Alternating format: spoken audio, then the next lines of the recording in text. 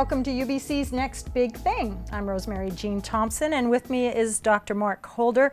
You are an associate professor here at UBC in the Department of Psychology. That's correct. Thanks for having me here. Now this year you actually published 2 books. You'll actually find these books on the academic bestsellers list. Yeah, they're recognized by Springer as being in the top percentiles. Just briefly talk about what people might find in these books, and then we'll talk about what's up and coming. Well, what we look at is we're really concerned with what is the medical model. In science, we usually look at deficits. We look at what's wrong with people.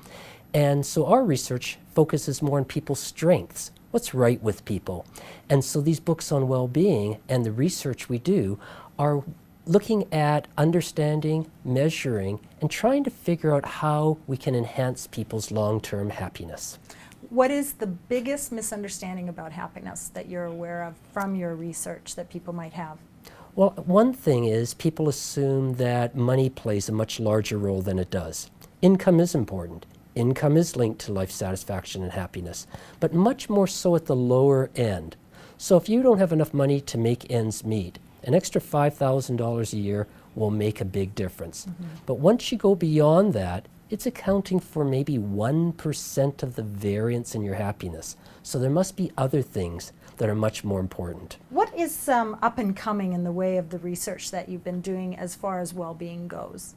Well, there's several things we're looking at. One, for children, there's new apps available. These are apps that we're testing now in Alberta. So we have children go to parks and they go on a secret mission. So imagine the app playing like Mission Impossible theme. And you get to go around the park solving this mission.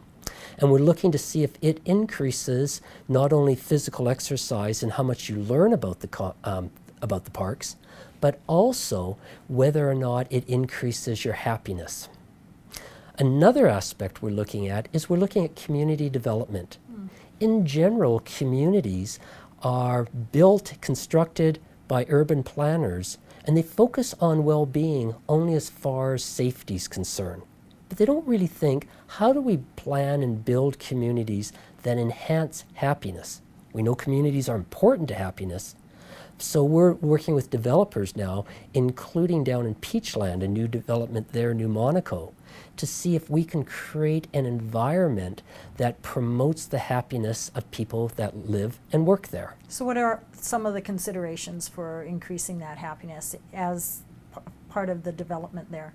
Well, that's a great question, and we're looking at aspects of that. For example, porches on the front of your house contribute to happiness more than porches in the back because you're increasing these social relationships again. I agree with that. When we grew up, we had a front porch in our house. And you can do things with that. You can take benches and rather than having them oriented toward a view, have them oriented toward each other. When you have exercise equipment, put that exercise equipment along paths outdoors. It turns out that if people are outside experiencing nature, that enhances their happiness as well. So those are some of the components we look at. Community gardening. It turns out that out of over 20 hobbies people looked at, the hobby that was most highly associated with happiness was gardening. So ways the community can promote that are maybe ways to enhance the happiness of the members of that community. So how will you measure this? So what we rely on are things like self-reports. So how happy do you think you are? How hopeful, how optimistic, how grateful, and how satisfied you are with your life? And we have valid, reliable measures of this. But we don't entirely just trust those measures. So to confirm our results, we'll ask significant others as well. So if you're a child, we ask the child about their happiness, but we also ask the child's parents and the child's teachers to report. And usually what happens is those measures agree, so we can be more confident in our assessment of the children's happiness. Your newer book focuses on emotional processing disorders. What is that, and how does it work? Well, there's some people with emotional processing deficits or disorders. The fancy word for it is alexithymia. And what people with alexithymia have is an inability to recognize their own emotions as well as the emotions in others. So if I had alexithymia and you asked me, Mark, how are you feeling? I might say, well, I'm going to the store. And you'd go, that's an odd answer. I mean, inside, how are you feeling? And I'd say, well, I'm really a bit hungry. They confuse the internal physical states with their emotions that they really are confused by and don't have access to. So is that it's not in them? They actually don't understand emotion at all? They can't relate to it? They can't relate to it, they can't identify with it, they can't communicate with it. They really lack imaginations when it comes to it.